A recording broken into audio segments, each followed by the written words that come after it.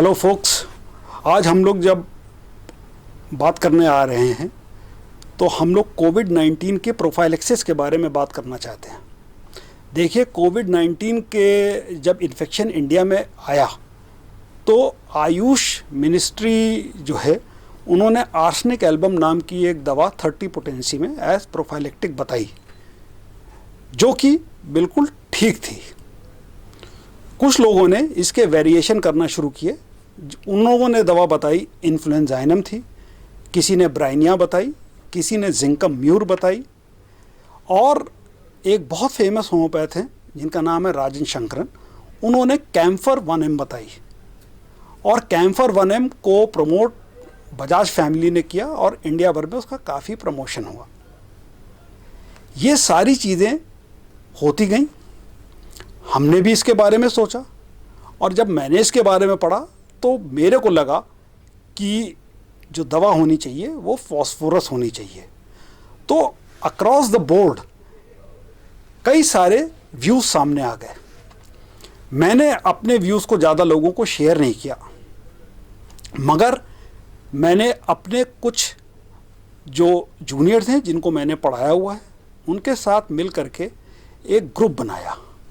इस ग्रुप का नाम आर्ट होम्योपैथी रखा गया, और ये हम लोग का ग्रुप पहले से ही था। आर्ट मतलब ART, academy of rational therapeutics in homeopathy.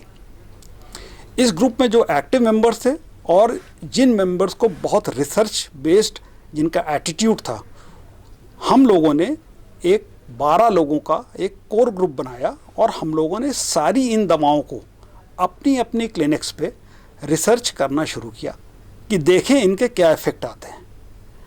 इनको सिंगल मेडिसिन की तरह यूज़ किया और कभी कभी कॉम्बिनेशन में भी यूज़ किया।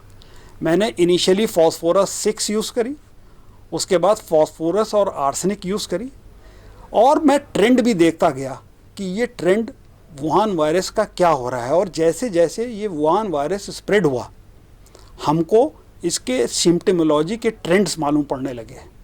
और यूरोप में आकर के एक चीज़ क्लियर हुई कि इस पूरे फिनोमेना का एक जो स्ट्राइकिंग सिम्टम है, जो पिक्यूलियर सिम्टम है, वो है लॉस ऑफ टेस्ट, जिसको कि एग्नोसिया कहा जाता है, एंड लॉस ऑफ स्मेल, जिसको कि एनोस्मिया कहा जाता है।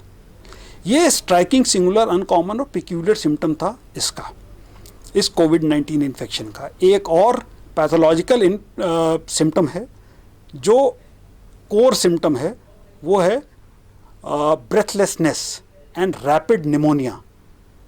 कोविड में जो सबसे बड़ी प्रॉब्लम आई वो यही आई कि निमोनिया रैपिड होता है। इसका मतलब हम जो भी दवा चूज़ करने जा रहे थे एज जीनस एपिडेमिकस, जो कि एक तरीका है पैन एपिडेमिक एक मेडिसिन को यूज़ करने का, वो रैपिड निमोनिया कॉज करने वाली दवा होनी चाहिए थी। वो उस रैपिडिटी को कवर करना चाहिए था और उस दवा को निमोनिया को कवर करना चाहिए था। प्रॉब्लम क्या आई? प्रॉब्लम ये आई कि हम लोगों ने मास में, पब्लिक में बहुत जल्दी एक दवा बता दी या किसी ने कोई और दवा बता दी। इससे बड़ा कन्फ्यूजन हुआ और होम्योपैथी को नुकसान हुआ।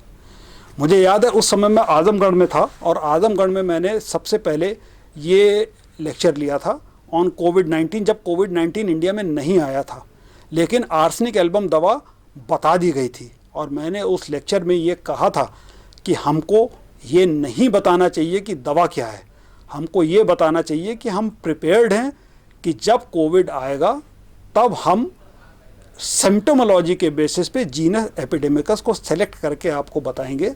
हमारे पास तरीका है जिसके थ्रू हम इसको हैंडल कर सकते हैं।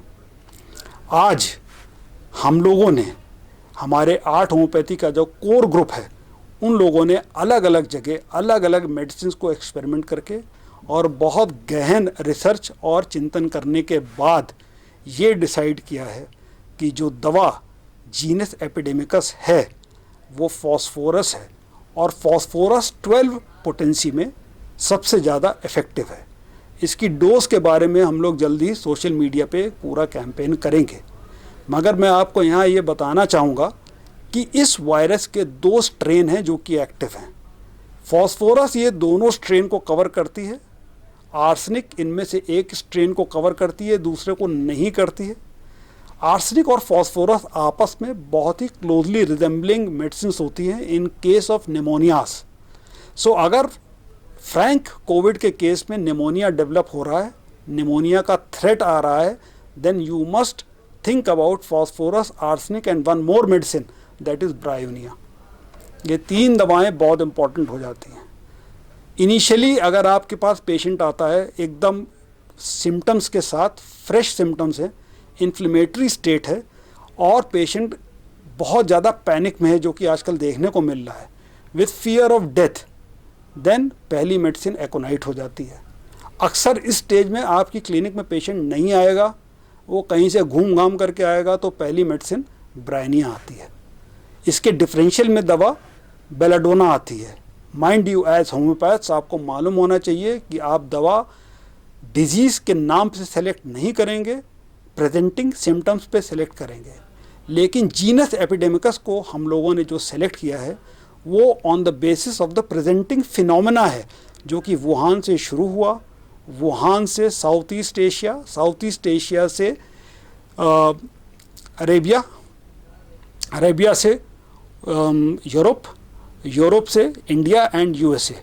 इस पूरे फिनोमेना को देख करके और पेशेंटली एसेस करके हम लोगों ने ये डिसाइड किया है कि फॉस्फोरस 12 पोटेंसी में ही इसकी जीनस एपिडेमिकस है। इस पूरी स्टडी में मेरे साथ जो लोग रहे हैं उनके नाम और उनको मैं क्रेडिट ज़रूर देना चाहूँगा। इसमें सबसे पहले डॉक्टर दीनानाथ यादव, जिन्होंने ग्रेटर नोएडा में अपनी क्लिनिक में इस पर रिसर्च करी। दूसरे नंबर पे डॉक्टर मुदित कनौजिया, जो कानपुर में ही हमारे साथ प्रैक्टिस करते हैं। कानपुर में मैं ही प्रैक्टिस करता हूँ, कानपुर में वो भी प्रैक्टिस करते हैं। अपनी क्लिनिक के एंड पे उन्होंने रिसर्च करी। डॉक्टर अतुल गोरखपुर में रिसर्च कर रहे थे। डॉक्टर जय वर्मा रिसर्च कर रहे थे लखनऊ में। साथ ही साथ डॉक्टर रवजीत सलूजा, जो कि लुधियाना में रिसर्च कर रहे हैं। डॉक्टर विवेक, जो कि जयपुर में रिसर्च कर रहे हैं।